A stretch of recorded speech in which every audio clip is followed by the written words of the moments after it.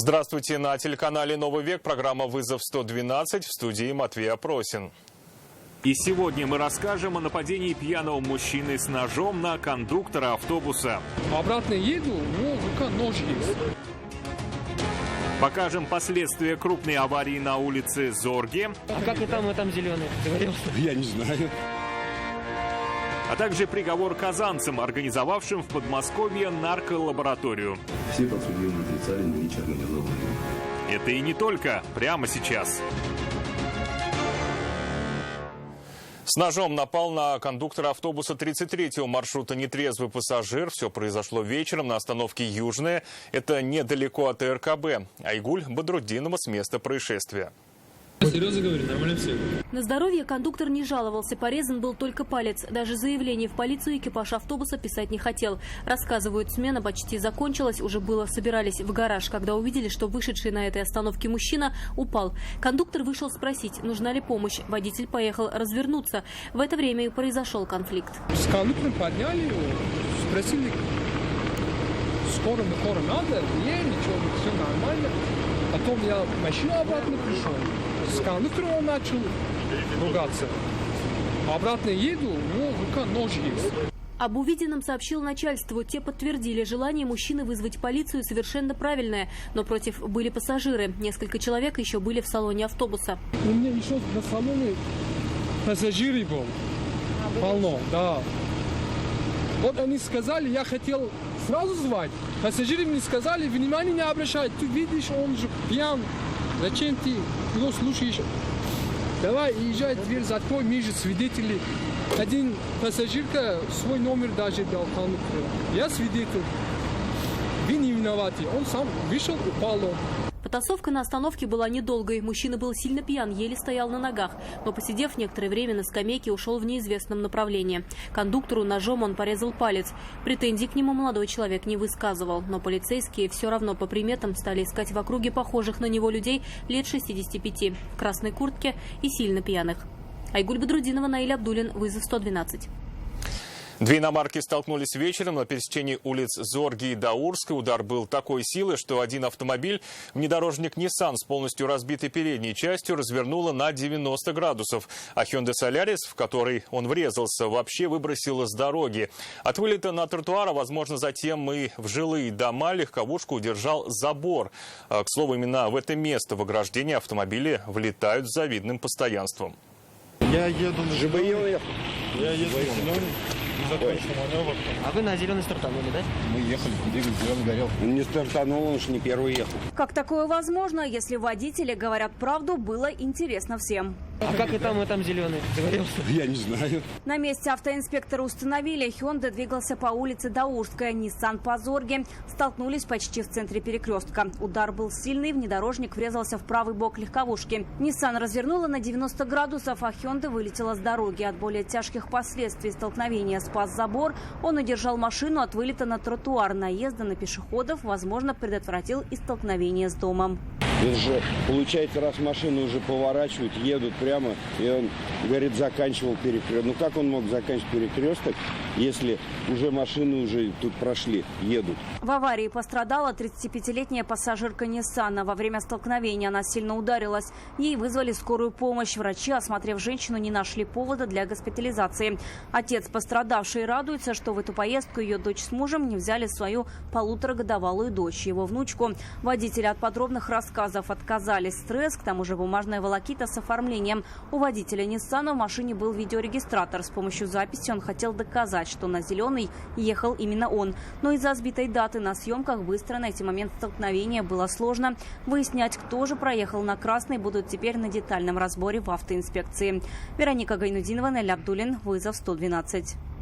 4-летняя девочка пострадала в результате столкновения двух иномарок на площади Свободы. Она находилась в детском кресле. Именно это, по мнению автоинспекторов, и уберегло ее от более тяжелых травм. Водители говорят, что удар был не сильный, но пришелся как раз на заднее сиденье Kia, где и ехали женщина с ребенком. Они консервные банки, пальцем можно помять, вы что уж. Водитель Kia утверждает, что удар был не сильный. Повреждения говорят лишь о качестве выпускаемых ныне машин. Но во время столкновения его автомобиль развернуло на 90 градусов. Да я о машине вообще не переживаю, черт бы с нею. Он ехал по улице Театральной от Карла Маркса и на пересечении с Большой Красной не уступил дорогу Рено Сандеро, за рулем которой сидела девушка. На место тут же приехал ее отец. Она ехала вот по этой улице, по главной дороге. Он должен был знать, уступить дорогу, оттуда въехала она, а он перед ней оказался. Не уступил дорогу. Удар пришелся в заднюю правую дверь Kia. Там сидела женщина. Ее 4-летняя дочь была за водителем в детском кресле. С места аварии они ушли пешком, но позже уже домой пассажирка Kia вызвала скорую помощь. Дочери было нехорошо, для обследования их отвезли в больницу. Ребенка тошнит, надо же вызвать скорую, чтобы провериться, правильно ведь. Благодаря тому, что ребенок находился в детском удерживающем устройстве, тяжких телесных повреждений удалось избежать. Водитель Kia вину свою признал сразу. Тут было все очевидно. Вот знаете, огоньков я и не заметил, скорее всего, переливается. Водители хотели сами поехать в центр оформления ДТП, но из-за того, что в аварии пострадали люди, им необходимо было на месте дождаться автоинспекторов. Тагир Валидин, Аиль Абдуллин, вызов 112. 150 водителей, не пристегнутых ремнями безопасности, за 2 дня остановили автоинспекторы в Казани.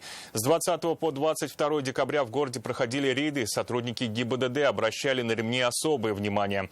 Согласно исследованиям, эти средства безопасности уменьшают вероятность пострадать в аварии для водителей и передних пассажиров на 50%, для задних на 1/4. При опрокидывании пристегнутый ремень безопасности повышает шансы на выживание в 5 раз. С начала 2021 года к административной ответственности по статье 12.6 Кодекса об административных правонарушениях Российской Федерации были привлечены более 25 тысяч водителей. Сегодня Верховный суд вынес приговор 3 обвиняемым в незаконном изготовлении и сбытии наркотиков в крупном размере. За такое можно лишиться свободы на всю жизнь. Это дело прогремело на всю страну в мае 2020 года. Сперва задержали Рустема Фетисова. У него нашли 21 грамм мефедрона. Через него вышли на подмосковную лабораторию, где изготавливали наркотики. Там задержали Айнура Якупова и Руслана Воробьева. Приговор мог быть озвучен и раньше, но в шаге от него государственный обвинитель попросил возобновить судебное следствие. Он хотел ответить на ходатайство стороны защиты о признании ряда доказательств недействительными, поэтому процесс несколько затянулся. О подробностях криминального бизнеса и приговоре суда Юлия Гоголева. В судебном заседании подсудимые Воробьев, Якупов, Фетисов вину в предъявленном обвинении признали частично. Руслан Воробьев и Айнур Якупов признались в изготовлении наркотиков, отрицая покушение на сбыт. Рустам Фетисов признался в приобретении и хранении наркотиков, но только для личного употребления. Все подсудимые отрицали наличие организованной группы. Как установили следователи, Руслан Воробьев задолжал Рустему Фетисову деньги, отдавал долг, работая закладчиком. Позже решил сам производить наркотики. В интернете нашел человека, который помог с оборудованием, химикатами и рецептурой. Лабораторию организовали в бане дачного дома на окраине садоводческого товарищества в деревне Талицы в Подмосковье. Дом снимали. Изготавливал мефедрон Айнур Якупов. Руслан Воробьев полученное вещество высушивал и фасовал. Долгое время боролись за качество. Наркотики отдавали на проверку куратору, предоставившему оборудование. Качество вещества устроило его 21 марта прошлого года, незадолго до задержания. Здесь что делал? Химиком? Что производил? Не знаю, А? по рецепту варил. Что варил? Не могу знать. Вещество как называется? Не знаю, белый порошок. Оперативники вышли на лабораторию после задержания Рустема Фетисова. У него нашли больше 21 грамма мефедрона. Как он признался на следствии, наркотики взял у Руслана Воробьева, сказав, что на реализацию. Но сам хотел оставить их себе и продавать даже не думал. К слову, по обвинению в продаже суд его сегодня оправдал. Это какой вид наркотических средств? Мефедрон. По договоренностям с куратором в Подмосковье они должны были изготовить 10 килограммов чистейшего мефедрона, но сделать успели всего около 2. Но и это по закону особо крупный объем. Обвинение запрашивало по 16 лет лишения свободы для Фетисова и Якупова и на полгода больше для Воробьева. Суд, приняв во внимание мнение всех сторон, приговорил Рустема Фетисова к 9 годам, Руслана Воробьева к 16, а Айнура Якупова к 15 годам лишения свободы. Все в колонии строгого режима. Юлия Гоголева, Данил Филатов, вызов 112. Это все, о чем сегодня мы успели вам рассказать. В студии был Матвей Опросин. До встречи и не бросайте вызов судьбе. Вдруг она его примет.